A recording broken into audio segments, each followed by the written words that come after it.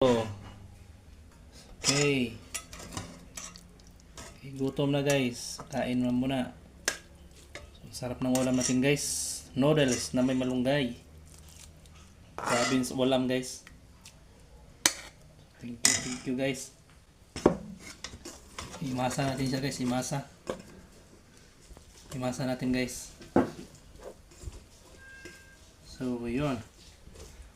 Thank you Lord sa ulam. Kain tayo guys. Sarap.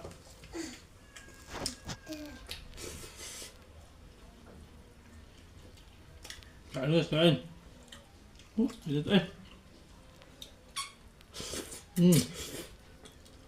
Wow.